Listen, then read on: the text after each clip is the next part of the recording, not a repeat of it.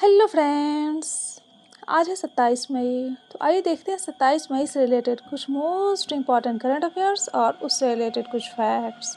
तो अगर आप किसी भी कम्पिटिटिव एग्ज़ाम की तैयारी कर रहे हैं तो करंट अफेयर्स का ये वीडियो लास्ट तक ज़रूर देखें।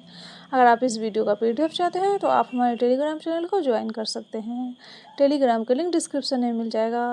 अगर आप चैनल पर नए हैं तो चैनल को सब्सक्राइब कर लीजिएगा। तो आइए शुरू करते हैं आज का सवाल। सवाल नंबर 1 है, हाल ही में समान नागरिक संहिता UCC विधेयक किस राज्य की विधानसभा में पेश किया गया है? तो समान नागरिक संहिता विधेयक पेश किया गया है असम राज्य में, यानी सही जवाब होगा ऑप्शन ए। आइए देखते हैं इसके आंसर को डिटेल से। हाल ही में असम सरकार ने राज्य विधानसभा में समान नागरिक संहिता विधेयक पेश कर दिया है और इस विधेयक में राज्य में सभी धर्म के लिए विवाह, तलाक और उत्तराधिकार के समान नियम लागू करने का प्रावधान है, जिसके तहत बहुविवाह को रोका जाएगा। और UCC का मतलब है कि अलग अलग धर्म और समुदाय के लिए अलग अलग व्यक्तिगत कानून न होकर सभी नागरिकों पर एक समान कानून लागू हो। आइए देखते हैं अगला नंबर सवाल। सवाल नंबर 2 है, हाल ही में फेडरेशन कप 2026 के दौरान नया राष्ट्रीय पोल वॉल्ट रिकॉर्ड किसने बनाया है? तो ये बनाया है अभी देव कुमार मीना और कुलदीप कुमार ने, यानी सही जवाब होगा ऑप्शन बी। आइए देखते हैं इसके आंसर को डिटेल से। हाल ही में रांची में फेडरेशन कप 2026 के दौरान देव कुमार मीना और कुलदीप कुमार ने 5.45 मीटर की छलांग लगाकर संयुक्त रूप से नया राष्ट्रीय पोल वॉल्ट रिकॉर्ड बनाया है। और देव मीना ने काउंट बैग के आधार पर स्वर्ण पदक जीता है और कुलदीप कुमार ने सिल्वर मेडल जीता है। आइए देखते हैं अगला नंबर सवाल। सवाल नंबर 3 है, हाल ही में महासधम ज्योतिका ध्वज उपाधि से किसे सम्मानित किया गया है? तो ये सम्मानित किया गया है अभी डॉक्टर लहार कपाल लामा को, यानी सही जवाब होगा ऑप्शन सी। आइए देखते हैं इसके आंसर को डिटेल से। हाल ही में नेपाल में लुम्बिनी विकास न्यास उपाध्यक्ष डॉक्टर लहार कपाल लामा को म्यांमार सरकार ने प्रतिष्ठित धार्मिक उपाधि महासधम ज्योतिका ध्वज से सम्मानित किया है। और डॉक्टर लामा नेपाल के बौद्ध शिक्षाओं और विरासत के संरक्षण तथा प्रचार में उनके निरंतर योगदान के लिए यह सम्मान दिया गया है।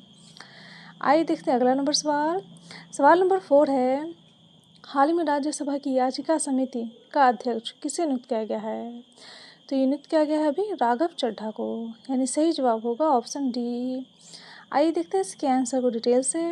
हाल ही में राज्यसभा सांसद राघव चड्ढा को उच्च सदन की याचिका समिति का अध्यक्ष नियुक्त किया गया है और यह नियुक्ति राज्यसभा के सभापति और उपराष्ट्रपति CP राधाकृष्णन द्वारा 10 सदस्य समिति की पुनर्गठन के बाद की गई है। आइए देखते हैं अगला नंबर सवाल। सवाल नंबर 5 है, हाल ही में पर्यावरण जागरूकता को बढ़ावा के लिए किस राज्य या केंद्र शासित प्रदेश ने मानव वन पहल शुरू की है? तो ये पहले शुरू की है अभी दिल्ली ने, यानी सही जवाब होगा ऑप्शन ए। आइए देखते हैं इसके आंसर को डिटेल से।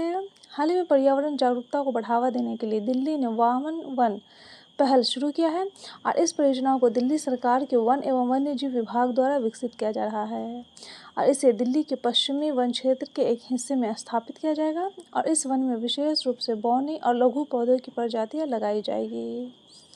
आइए देखते हैं अगला नंबर सवाल। सवाल नंबर 6 है, हाल ही में अफ्रीका दिवस कब मनाया गया है? तो अफ्रीका दिवस मनाया गया है 25 मई को, यानी सही जवाब होगा ऑप्शन बी। आइए देखते हैं इसके आंसर को डिटेल से। हाल ही में अफ्रीका दिवस 25 मई को मनाया गया है और यह दिन 1963 में अफ्रीका एकता संगठन की स्थापना की याद में मनाया जाता है, जिसे वर्तमान में अफ्रीका संघ के नाम से जाना जाता है। आइए देखते हैं अगला नंबर सवाल। सवाल नंबर 7 है, हाल ही में अंतर्राष्ट्रीय गुमशुदा बाल दिवस कब मनाया गया है?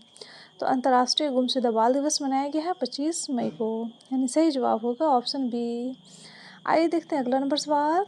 सवाल नंबर 8 है, हाल ही में southern junior boys golf championship का खिताब किसने जीता है? तो ये जीत लिया है विहान जैन ने, यानी सही जवाब होगा ऑप्शन ए।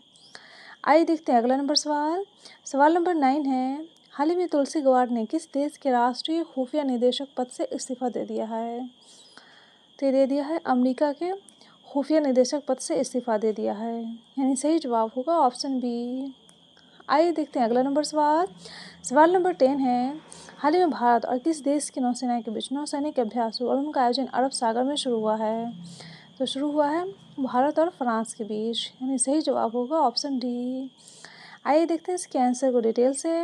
हाल ही में भारतीय नौसेना और फ्रांस की नौसेना के बीच होने वाला सालाना समुद्री अभ्यास वरुण अरब सागर की लहरों में शुरू हो चुका है और इस युद्धाभ्यास में भारत की तरफ से इसमें स्वदेशी गाइडेड मिसाइल डिस्ट्रॉयर, आधुनिक युद्धपोत और P-81 समुद्री गश्ती विमान बढ़ चढ़कर हिस्सा ले रहे हैं। तो ये था डेली करंट अफेयर्स का वीडियो। अगर आपको ये वीडियो अच्छा लगा हो तो वीडियो को लाइक कर दीजिएगा और चैनल को सब्सक्राइब कर दीजिएगा और अपने दोस्तों के साथ